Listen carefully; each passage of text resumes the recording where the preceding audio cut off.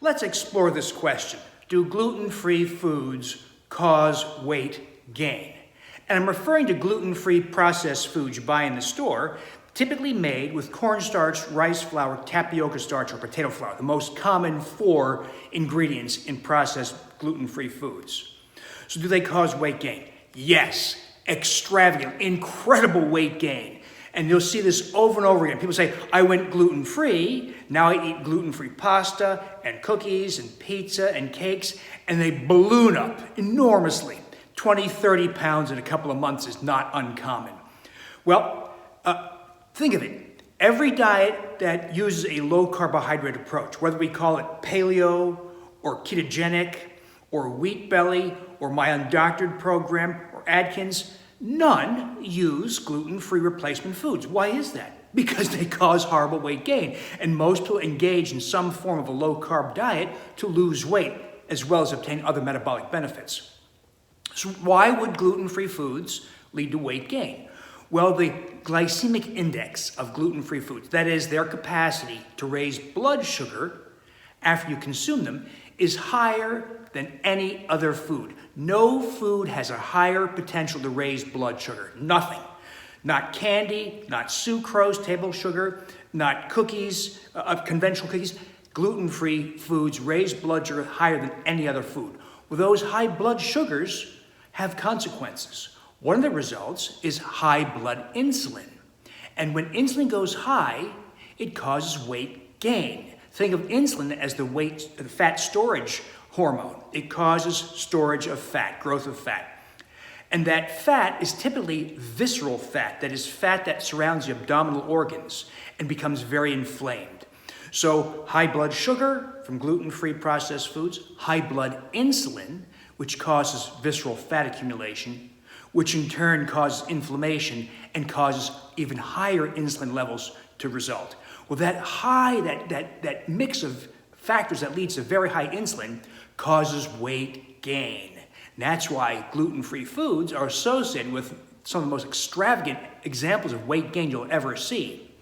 Now, that visceral fat has other effects. It's also hormonally disruptive. For instance, in males, visceral fat caused by consuming gluten-free foods and other sugar-like foods expresses an enzyme called aromatase. And aromatase in a male converts testosterone to estrogens. So testosterone comes down when you have visceral fat in a male, estrogen goes up. And by the way, when you consume grain, wheat and grains, there's something called a B5 pentapeptide that comes from partial digestion of the gliadin protein of wheat. And that also stimulates release of prolactin, the hormone prolactin from your pituitary. Prolactation, that's the reason why men get large breasts when they consume grains or consume gluten-free foods, in addition to the estrogen increasing effects of visceral fat.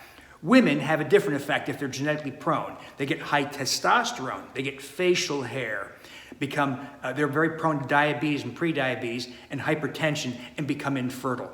So eating gluten-free foods has a whole landscape of messy consequences in addition to the weight gain. It's worse. When you consume gluten-free foods, you also induce dysbiosis. That's because that is a change in bowel flora, because gluten-free foods are like consuming sugar. And sugar changes the composition of bowel flora, in particular causing both small intestinal bacterial and small intestinal fungal overgrowth. That is, the sugar-like effects of gluten-free foods encourage unhealthy bacteria like E. coli, Shigella, Campylobacter, and others to ascend, to proliferate, then ascend up from the colon into the ileum, jejunum, duodenum, and stomach. That's why it's called small intestinal bacterial or fungal overgrowth. So fungi like Candida albicans also loves sugar, as like those in gluten-free foods. Gluten-free foods are a very horrible, dangerous class of foods. They should not be sold, in my view. You can be gluten-free. You can eat an apple, that's naturally gluten-free. You can eat an avocado, that's naturally gluten-free. You can eat a pork chop, that's naturally gluten-free, or a piece of salmon. But what you don't want, whether you have celiac disease or some kind of gluten sensitivity or whatever, cerebral ataxia, peripheral neuropathy, doesn't matter.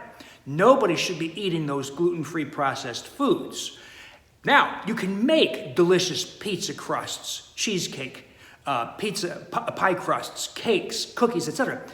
But don't use gluten-free replacement flours. That's why in my Wheat Belly cookbooks, my Wheat Belly blog, where I post a lot of recipes, you can find ways to recreate those kinds of foods using benign, healthy ingredients that don't raise blood sugar, that don't cause rise in insulin, that don't cause accumulation of visceral fat, that don't express aromatase, that are not hormonally disruptive. You can have a big piece of cheesecake or pizza or a piece of birthday cake and not worry at all about any of these problems. So, nobody should be eating gluten-free foods, and among the reasons are they extravagant triggers for weight gain.